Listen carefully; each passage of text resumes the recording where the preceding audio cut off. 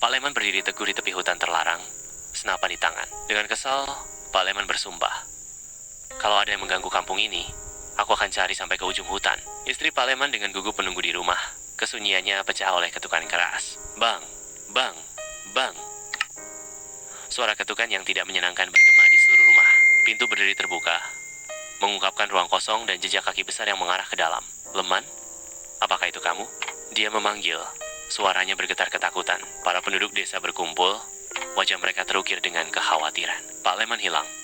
Tidak ada jejak yang keluar dari hutan. Kalian ingat cerita lama itu? Tentang penjaga kabut? Dahulu, ada makhluk yang menjaga hutan dari manusia. Ia dikurung oleh nenek moyang kita melalui ritual. Tapi jika hutan diganggu, ia akan kembali. Andin duduk dengan tenang, tenggelam dalam buku tua kakeknya. Dengan rasa penemuan yang berkedip di matanya, sebuah gambaran mengerikan muncul dari halaman-halaman makhluk tinggi dan besar dengan mata merah yang menusuk. Sebuah kesadaran muncul, suaranya nyaris berbisik. Ini sama persis seperti yang kulihat malam itu. Jeritan membelah malam, teror bergema dari hutan terlarang, tawa menakutkan membubung tinggi. Sebuah kontrapung yang mengerikan terhadap jeritan. Dalam keheningan di tepi hutan, diselimuti kabut tebal, Andin duduk diam di depan rumahnya. Pandangannya tertuju pada kedalaman misterius di kejauhan. Kabut merayap perlahan di sekitar rumah Andin saat angin berbisik melalui dedaunan. Andin memanggil. Suaranya sedikit bergetar. Siapa di sana? Sebuah bisikan samar dan menghantui bergema dari kedalaman hutan. Kepala desa berdiri di hadapan penduduk desa. Suaranya bergema di bawah cahaya pagi. Itu hanya mimpi, Din. Jangan bicara sembarangan. Hutan itu sudah ratusan tahun tidak diganggu. Tapi tadi malam, aku melihat jejak kaki di depan rumahku. Ukurannya besar, bukan jejak manusia. Jangan bicara soal itu. Kita sudah sepakat, hutan itu tabu. Ketenangan desa itu pecah oleh gonggongan anjing dari kejauhan. Suara mereka bergema dengan menakutkan sepanjang malam. Kabut datang, menyelimuti segalanya dalam selubung tebal yang tak tertembus. Sebuah suara menakutkan berbisik. Kamu telah melupakan janjimu. Di hutan terlarang, Andin melihat bayangan yang menjulang di antara pepohonan.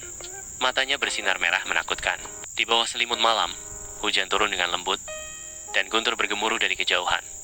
Sementara tangisan bayi yang lirih menggarisbawahi suasana yang suram. Seorang penduduk desa menemukan seekor kambing tak bernyawa, tergantung di pohon. Matanya terbuka lebar karena ketakutan. Ini bukan pekerjaan hewan biasa. Ini adalah peringatan. Saatnya kita berbicara dengan para tetua desa. Andin dan Dira melangkah hati-hati ke dalam rumah kakek mereka. Tempat aroma kayu tua dan sihir yang terlupakan menggantung dengan berat. Dira bertanya pelan, apa ini? Batu-batu dengan ukiran aneh. Andin menjelaskan. Suaranya pelan. Kakek pernah bilang, ada makhluk yang disegel pakai simbol ini. Tapi segelnya butuh dijaga. Ekspresi Andin menjadi gelap saat dia menyimpulkan. Dia, penjaga kabut. Tapi kenapa kembali? Andin mengintip melalui jendela, menangkap bayangan siluet kolosal yang menjulang di atas desa. Narator berbicara dengan nada suram. Dia hanya diam, mengawasi. Wajahnya hitam legam, matanya seperti bara api, tapi tidak menyerang. Belum. Di dalam balai desa, kepanikan meletus saat penduduk desa berteriak-teriak untuk melarikan diri. Seorang penduduk desa berteriak ketakutan. Kita harus pergi. Ini sudah di luar nalar. Suara seorang penduduk desa tua muncul di atas kekacauan. Jika kita meninggalkan tanah ini, arwah penjaga akan mengikuti. Kita yang harus menyelesaikan ini. Saat malam terakhir tiba, simfoni alat musik tradisional melayang melalui desa, bercampur dengan angin kencang dan kabut tebal. Suasana tegang berderak dengan ketidakpastian saat penjaga desa berdiri waspada di tepi desa. Di rumah tua yang remang-remang, bayangan menari saat Andin dan Dira berbicara dengan Nenek Lira. Nenek Lira berbisik, makhluk itu tidak jahat, tetapi terikat janji kuno yang dilanggar manusia. Dira bertanya dengan mendesak, bagaimana cara menenangkannya? Dengan napas terakhirnya, Nenek Lira mengungkapkan, harus ada yang menggantikan untuk menjaga segel selamanya. Andin berdiri teguh di dalam lingkaran simbol kuno. Jimat kakeknya tergenggam erat di tangannya. Makhluk itu mendekat perlahan. Langkah beratnya memecahkan tanah saat udara di sekitar Andin bergerak dengan energi kuno. Suara makhluk itu bergemuruh. Kalian membangunkanku.